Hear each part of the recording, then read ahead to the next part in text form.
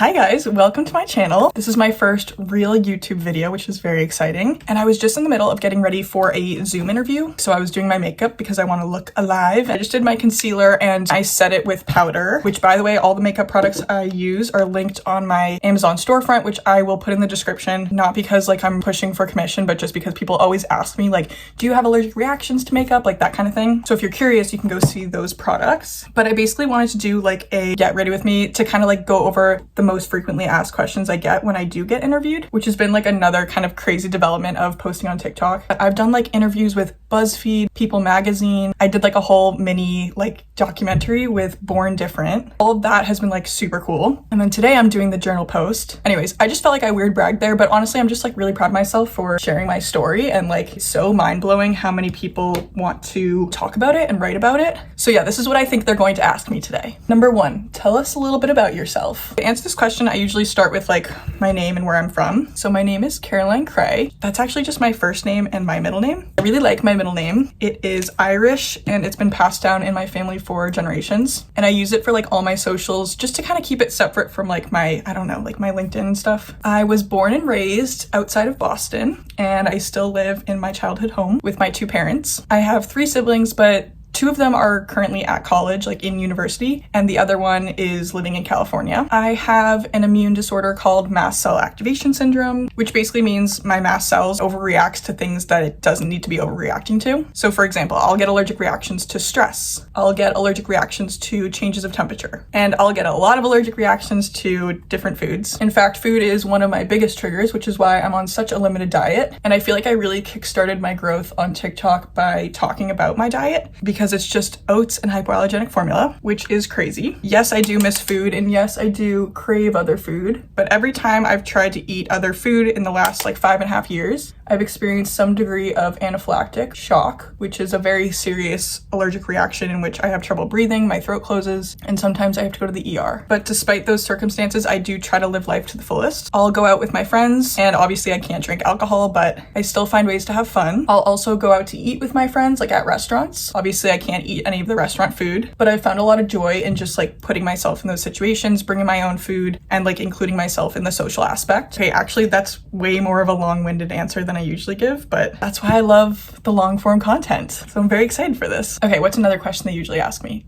Oh, what made you start posting on TikTok? So for anybody that does not know, I've had mast cell activation syndrome for about 7.5 years. I've had food allergies since I was 2 years old, but I only started posting about my experience with mast cell activation and allergies and stuff like that 10 months ago. I feel like it's because I reached a point of like acceptance, whereas for the first like 6 years of my illness, I like was really ashamed of it and was just trying so hard to be normal. Like if you look at my Instagram, my personal Instagram, you'll be like, oh, this girl is like happy, healthy, went to college, is active, you know, like has dated people, like that kind of thing. But behind the scenes, I was like really struggling. There's no way I could have posted about this until I got to that point of acceptance, if that makes sense. Because I've been able to cultivate like this positive energy and an intentional effort towards finding happiness, even when my situation's like obviously not ideal. But also at the end of last winter, I went through a breakup with my ex. Breaking up with somebody or getting broken up with is like a huge life change, because the person that you're talking to every day is suddenly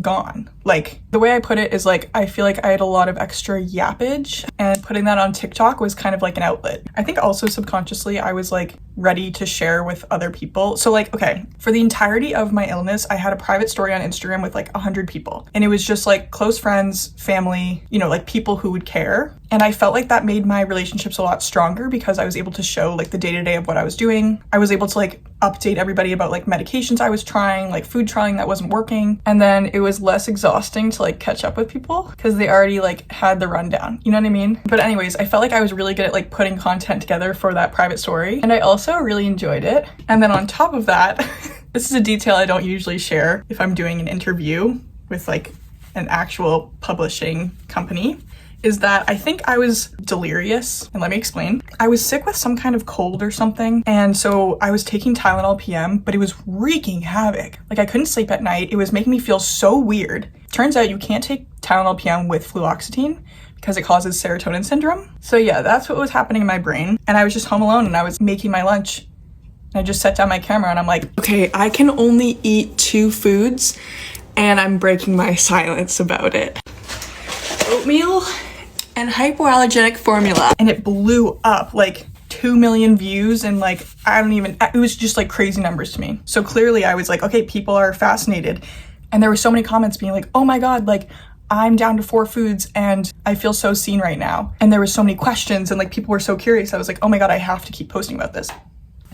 I just turned on my light because, you know, it's 2 p.m. and the sun is setting soon. And then kind of in that same vein, they'll ask, how has your experience been, you know, posting online about allergies and mast cell activation and stuff? And to that, I always say like it's been a really, really positive experience, which has been amazing. And I know that the internet can be a little bit ruthless sometimes, so I'm very grateful for that. But even just like beyond positivity, there's also been like so much that I've learned and like gained from posting about it. So for one thing, like I do get a lot of advice in my DMs and also in my comment sections about like recommending different treatments like NEAT. I still have not tried that, but I see it a lot in my comments, so I definitely want to give it a shot. And then also DNRS, which is Dynamic Neural Retraining System, which I've done, and I like that a lot. So it's nice to know that I'm on the right track. Then also it's allowed me to connect with so many other mast cell activation and allergy girlies, and a few boys, but I just feel like it's more prevalent for girls, you know. For the most part, like since I was 18 years old, I've been kind of the sickest person in my life. And when I got diagnosed, I was only like 18 years old. So it's been really cool to connect with girls my age who understand like the complexities of kind of growing up with it, especially in your 20s. Like when everyone's telling you to like take risks and like travel and like do all the things, it's like, okay, but we can't. Like, trust me, I would love to, but unfortunately I can't. And then also like, oh my God, all the like recipe suggestions I've been getting, amazing. You guys are seriously so creative. Like before I started posting on TikTok, I would just make oats like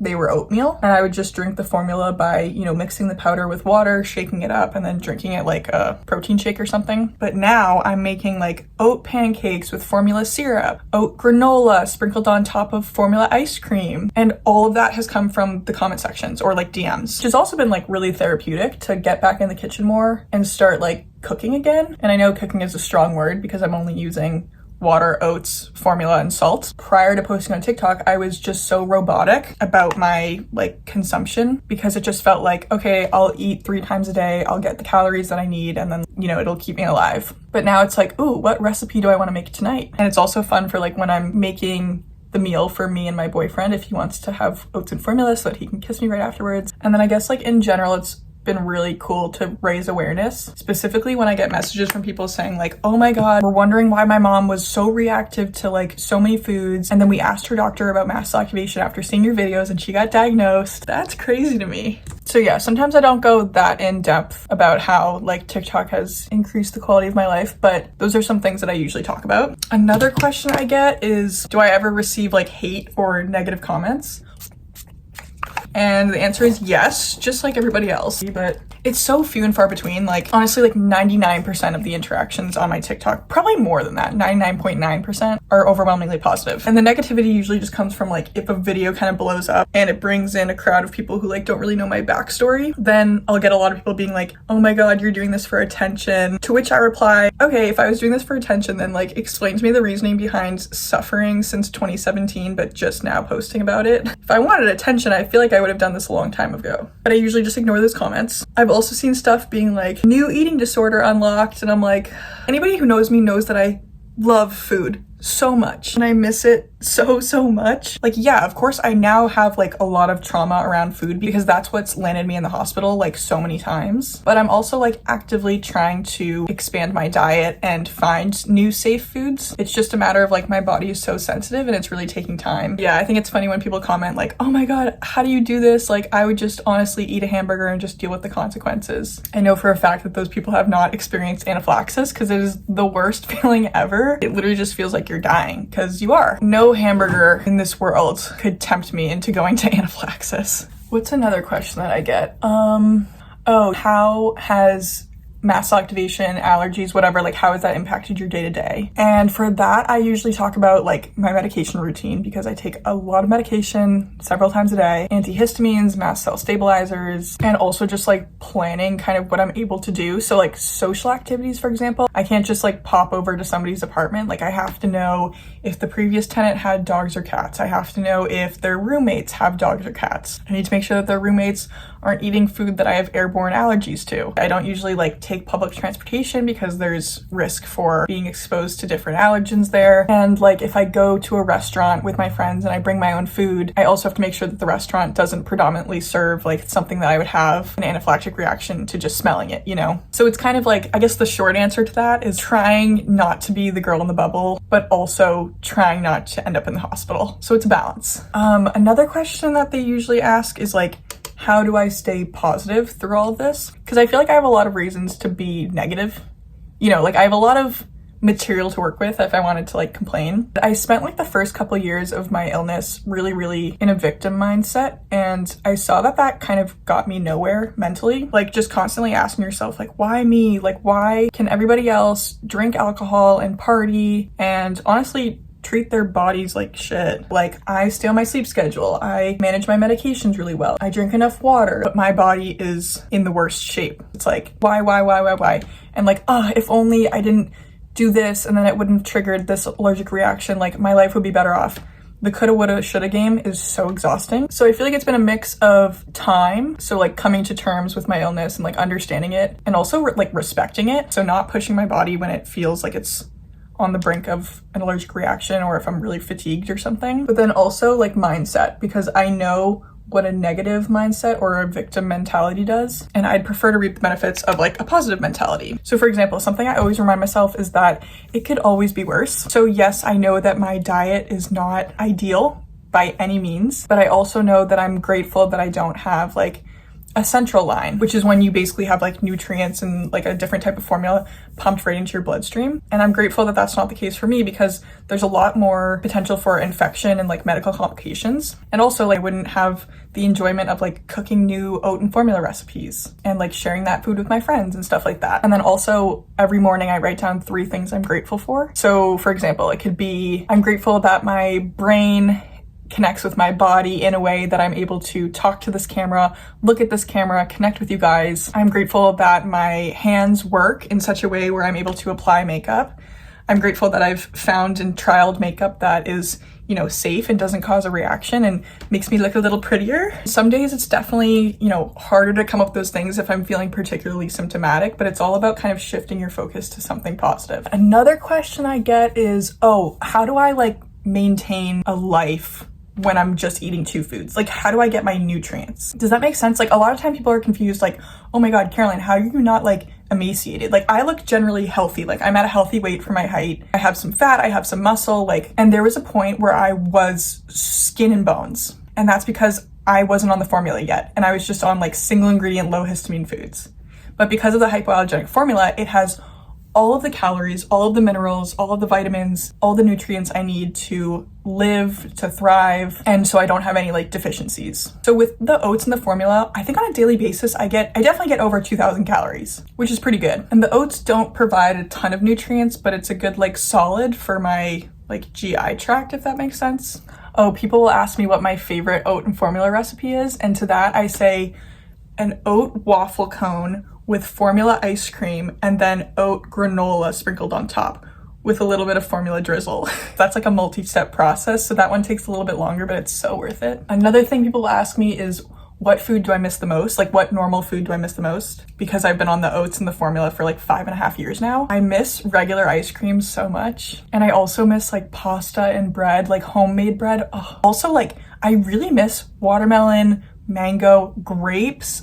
I used to love frozen grapes. I feel like that covers most of what they usually ask me. And then they'll always like finish up with, is there anything that you want our audience to know about allergies or mast cell activation? And honestly, my answer changes a lot for that, just based on like what I think of first. Sometimes I say like, you know, it's not a death sentence. Like, I live a very full life. And like, there are ways to enjoy life without food. But then I also often say like that allergies and mast cell activation are both kind of like invisible illnesses, if that makes sense, which comes with a lot of privilege. But at the same time, like, I feel like there's a level of what people can understand because they're not seeing it. So like, for example, I've posted quite a few photos on TikTok of like my rashes and my hives and like the swelling that I get in my face and my neck and my chest. And I feel like that gets much more of a kind of a visceral response because people are able to see and therefore understand, versus if I just say like, my throat is really tight, my chest feels really hot. something about kind of like the visual aspect, I think helps people understand. What I'm getting at is like,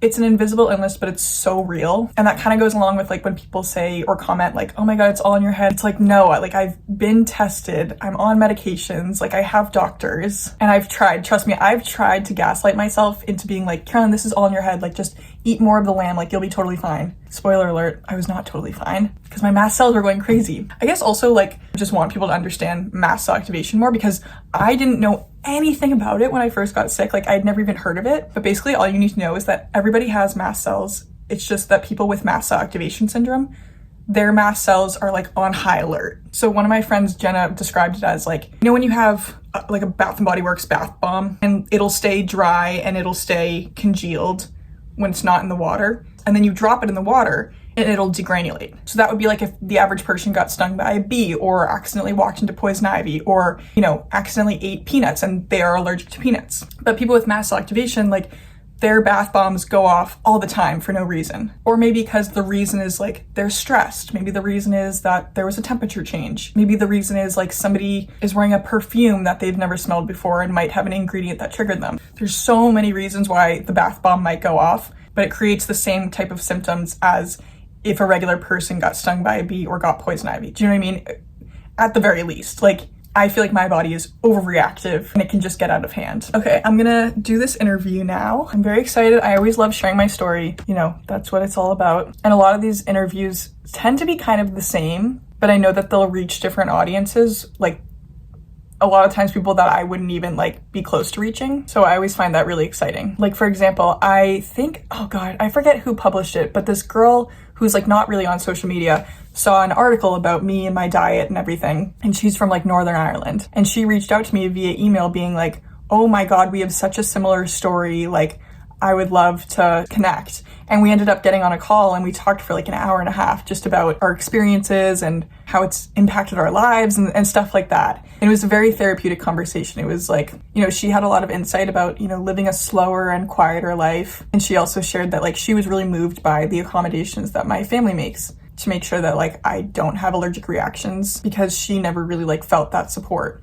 So she was communicating to me that it was really nice to see that, you know, we are deserving of like love. Ugh, I'm gonna get emotional, but basically long story short is it's cool to like expand my reach, you know. All right, so I'm going to log on. I'm going to set up my lights and stuff. And yeah, thanks for watching.